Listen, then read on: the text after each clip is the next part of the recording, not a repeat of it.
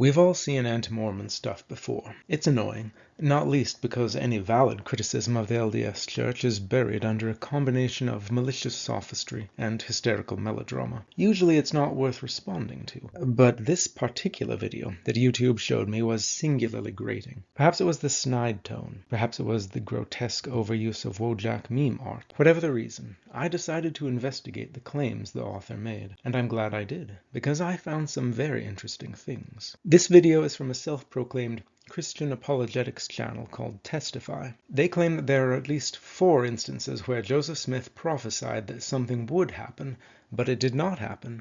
Therefore, Joseph Smith was a false prophet. That certainly sounds convincing, but let's take a closer look. To set the stage, let's briefly consider what a prophecy is.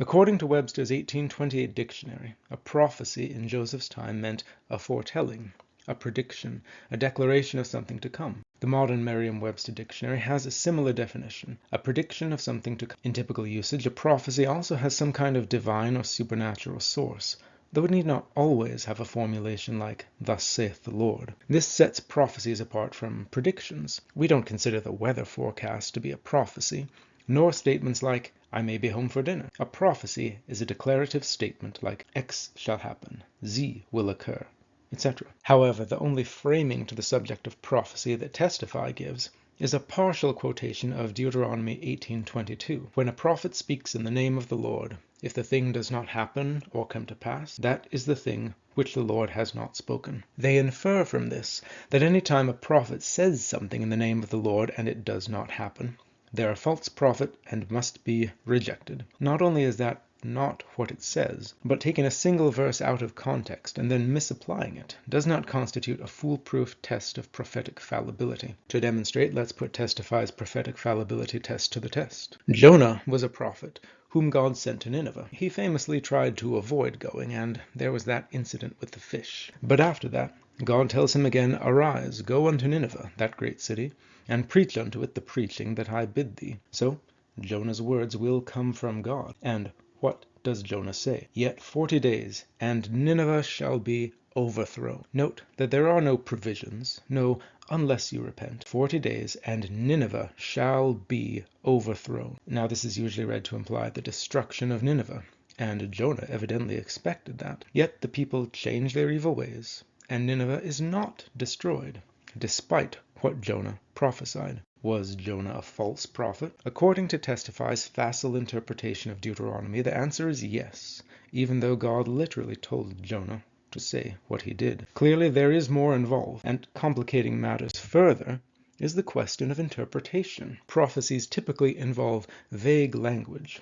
Looking at you, Isaiah. And even those that appear to be straightforward can be interpreted multiple ways according to the hearer's bias. As we saw with Jonah, it's even possible for prophets to misinterpret their own prophecies. To add to the confusion, prophecies can sometimes have multiple stages of fulfillment, such as Jesus' prophecy in Matthew about his return and the fall of Jerusalem. Put it simply, if prophecies were always clear and easy to understand, all the Jews would have converted to Christianity in the 1st century. Because it would have been obvious to everyone that the messianic prophecies were fulfilled in Jesus. Testify's first claim is that Joseph Smith said that a temple would be built in Missouri in this generation, which they interpret to mean in the near future. First, Testify didn't even get the quote right, missing the word all. Embarrassing. Puzzlingly, Testify's contention centers around the use of the word generation, which is quite foolish, since the word has and had multiple meanings. According to Webster's 1828 dictionary, it can mean a single succession in natural descent, or a series of children or descendants from the same stock. Allowing a wide interpretation, this could mean that the time for the fulfillment of the prophecy has not yet come, since the series of children from people alive then continues. However, there is a simpler answer. The text is not a prophecy about a temple in Missouri. If we start reading in the previous verse, Doctrine and Covenants 84:4, we see that the temple in Missouri was the focus of that verse. Then verse 5 begins with "for," a preposition indicating that this part is the object or aim of what came before. "Verily, this generation shall not all pass away until an house," not the house in Missouri, but an house, shall be built unto the Lord, and a cloud shall rest upon it, which cloud shall be the glory of the Lord, etc. In other words, the proposed city and house of the Lord in Missouri is not the subject of the prophecy. It's a potential means to fulfill the prophecy that a house of the Lord will be built, with the cloud and glory, etc. Now, this occurrence with the cloud and the glory of the Lord is reported by multiple sources to have happened several years later, at the dedication of the house of the Lord in Kirtland, Ohio. Since this prophecy is not specifically attached to the temple in Missouri, there is no argument against calling this prophecy fulfilled. Of course, Testify would probably say that they don't believe the historical sources describing the glory of the Lord in Kirtland. But one could say the same about the biblical account of Pentecost. Choosing to disbelieve sources is not an argument against them. Amusingly, in another video, Testify rushes to defend the Bible over a prophecy involving the use of the same word, generation, accusing the critics of shallow thinking and ignoring contextual ambiguity, sins that Testify is only too ready to commit when it means attacking Joseph Smith. The next alleged false prophecy comes from what is now Doctrine and Covenants 114. Verse 1 contains instructions for David Patten to prepare to go on a mission in the spring of 1839. Patten was killed before this happened, so Testify says it's a false prophecy. There's just one problem. Where is the prophecy? The text says that Patten may serve a mission, not that he will. This is not just a verbal quibble. In the 1828 dictionary, the word may, as a verb auxiliary, literally means might, or to be possible. Recall, this verse is a set of instructions to prepare to do something. If Testify wants to argue that it's a false prophecy whenever humans fail to do what God instructs them to do, I've got some bad news for them about a tree and a garden in Genesis. This next one is quite the humdinger. Testify claims that Joseph Smith prophesied that if the government did not redress the wrongs that the Mormons had suffered in Missouri, the United States would be destroyed. Unlike the previous two claims, Testify does not share the text of the prophecy, so the casual viewer would never know that they only quote a couple phrases from it. Did they not include the text because they were too lazy to find it, or because they wanted to deceive their viewers? Your guess is as good as mine, but as I am neither lazy nor deceptive, I will show you the whole quote in the original source, from a note tucked into the draft history of the church, purporting to be taken from William Clayton's elusive Nauvoo journal. We read, "In concluding his remarks, President Smith said, 'I prophesy in the name of the Lord God of Israel, that unless the United States redress the wrongs committed upon the saints in the state of Missouri, and punish the crimes committed by her officers, that in a few years the government will be utterly overthrown and wasted, and there will not be so much as a potsherd left for their wickedness in permitting murder, plunder, extermination, etc.' Now this is important because it's exceptionally clear that Testify wants their audience to believe that Joseph prophesied that the United States would be destroyed. They even go so far as to outright lie, claiming that Joseph Smith promised the total destruction of the United States. Testify also argues that this prophecy cannot have been fulfilled by the War of Northern Aggression. And why? Because Testify interprets Joseph Smith's words, utterly overthrown and wasted, as referring to the physical destruction of the United States. And since the United States of America still exists, Testify argues that Joseph Smith's prophecy was false. But rather, it's Testify's interpretation that is false, both because of their obtuse misunderstanding of the text and their simplistic caricature of U.S. history. Good old Webster's 1828 informs us that the word overthrow meant to turn upside down, throw down, ruin, defeat, subvert. Even someone with a basic understanding of the history of the war between the states will be familiar with the mass death, disease, famine, destruction, and social and political upheavals that accompanied the war. The government was literally torn in half by the secession. It would take an exceptionally biased individual to argue that the war did not, in many substantial respects, overthrow the United States. The folks at Testify would undoubtedly counter by pointing out that Joseph said there would be not so much as a potsherd left, and insist that he meant the complete destruction of the United States. But remember that Joseph did not say that America would be destroyed. He said that the government would be overthrown and wasted. How has the U.S. government fared since the War for Southern Independence? As you may have heard, in 1776 the British colonies in America seceded from the British Empire and fought a war to establish their freedom. Later, they formed a federation called the United States of America. America was founded on the principle that men have the right to choose their government, and the government's powers are derived from the consent of the governed. But the war of northern aggression was a deliberate and definite rejection of that principle. Contemporary abolitionist Lysander Spooner pointed out that the principle on which the war was waged by the North was simply this, that men may rightfully be compelled to submit to and support a government that they do not want. Previous to the war, there were some grounds for saying that, in theory at least, if not in practice, our government was a free one, that it rested on consent. But nothing of that kind can be said now. Beyond the principle of the war,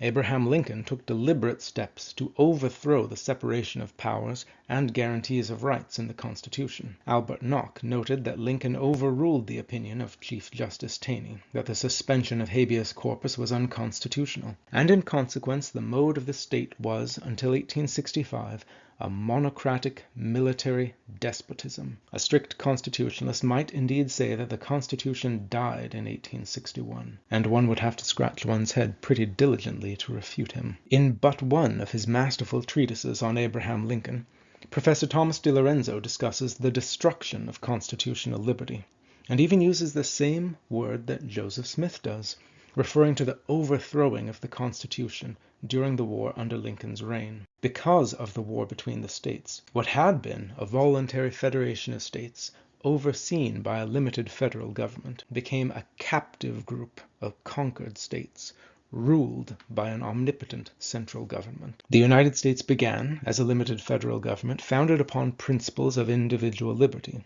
and the war was the first step on its path to becoming the current globe-spanning corporatist imperial leviathan. Perhaps you consider it a good thing that the United States has more power over every person on earth than King George III could have imagined. But regardless, there can be no doubt the United States that Joseph Smith knew was utterly overthrown and wasted by the so-called Civil War, and today you'd be hard-pressed to find a meaningful potsherd remaining. Speaking of overthrown, doesn't that sound a bit familiar? Yes, it's the very same word that Jonah used when prophesying what would happen to Nineveh. As you'll recall, they weren't physically destroyed either, although Jonah obviously expected them to be. But their way of life was overthrown by their repentance. Thus we find precedent in the Bible for the correct interpretation of Joseph's prophecy. And if Joseph is a false prophet for this, so is Jonah. But our story of this prophecy is not done. Right after the prophecy about the government of the United States, Joseph gave three other prophecies to the person he was speaking with. Judge, you will aspire to the presidency of the United States, and if ever you turn your hand against me or the Latter-day Saints,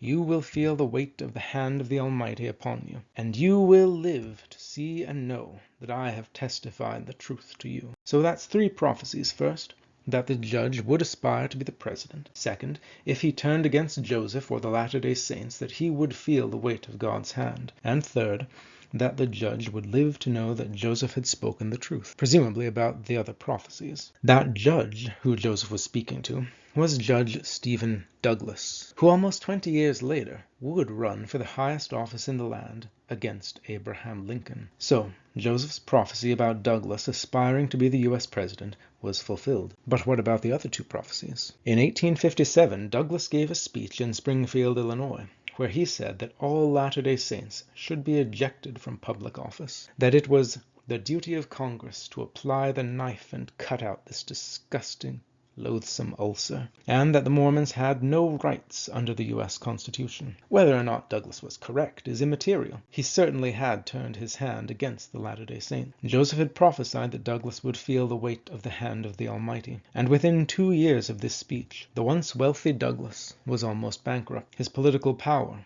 was broken, and he had contracted a serious illness. But, as Joseph prophesied, Douglas died in June 1861, 2 months into the war for Southern independence, when he could see and know that Joseph had testified the truth about the overthrow of the U.S. government. What's remarkable is that these prophecies are tied together not only by who they were given to, but in their fulfillment. With that context removed, Testify could easily pretend that Joseph's one prophecy about the government was not fulfilled. With all the prophecies together in context, the case is airtight. Where Testify said we would find one failed prophecy, we find 4 fulfilled prophecies. Testify included a fourth allegedly false prophecy. Their contention here is with the early verses of Doctrine and Covenants 111. The standard narrative is that Joseph had heard from what he thought was a reliable source that buried money was located in Salem, Massachusetts, and since he and the church were in debt, Joseph decided to pursue it. However, contemporary documents only mention Joseph and his companions preaching.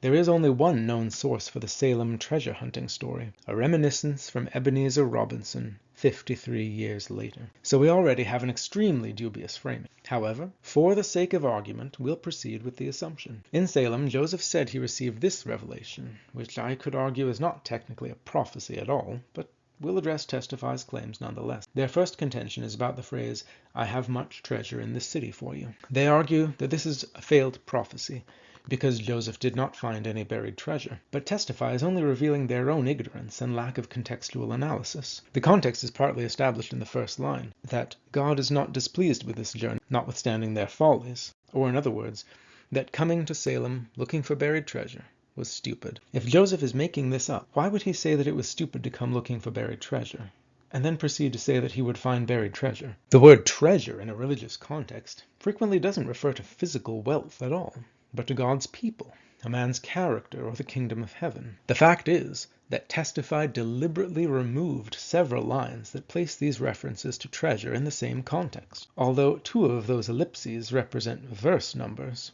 making it clear that Testify has only a rudimentary understanding of how ellipses work. Without this ellipsis, the text reads, "I have much treasure in this city for you, for the benefit of Zion, and many people in this city, whom I will gather out in due time for the benefit of Zion, through your instrumentality. Therefore it is expedient that you should form acquaintance with men in this city, as you shall be led and as it shall be given you." This tells us two important things. First, that the power and money spoken of would come through connections with people in the city. And two, that success was not a foregone conclusion, but was dependent on the group being led by the Spirit. Although Testify's cartoonish framing is meant to mock Joseph for prophesying of buried treasure, the context that they deliberately removed shows that he did no such thing. On the contrary, Erastus Snow's journal shows that in 1841, Hiram Smith directed Snow to go to Salem. Quote, "They left us with a copy of a revelation given about that people in 1836. Which said that the Lord had much people there whom he would gather into his kingdom in his own due time. And they thought the due time of the Lord had come." Snow and his missionary team baptized many people who brought their treasures, physical and spiritual, to Nauvoo. Wording also matters with the text about debt. The text doesn't say that they will be debt-free, but that God would give them power to pay the debt. Those are not the same thing. Testify is desperate for this to be a failed prophecy, and so they removed context and interpreted what remains in the narrowest possible way.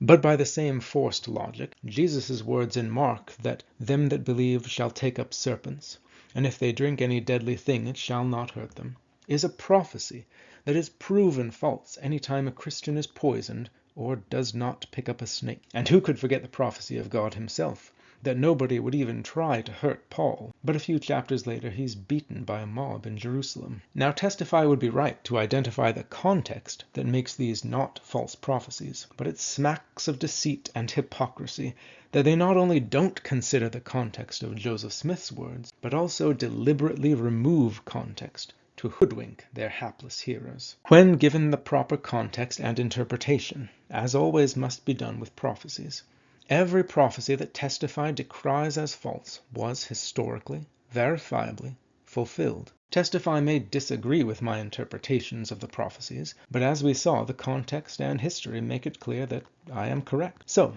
where Testify said that we would find 4 failed prophecies, we instead find 1 non-prophecy and 6 fulfilled prophecies. For those of you who are keeping score, that puts Testify at -3 to 6 against Joseph Smith. I fear I've given Testify in their silly video more time than they deserve, and yet I'm glad I did, because they helped me find even more reasons why I believe Joseph. And I hope I was able to help you, too.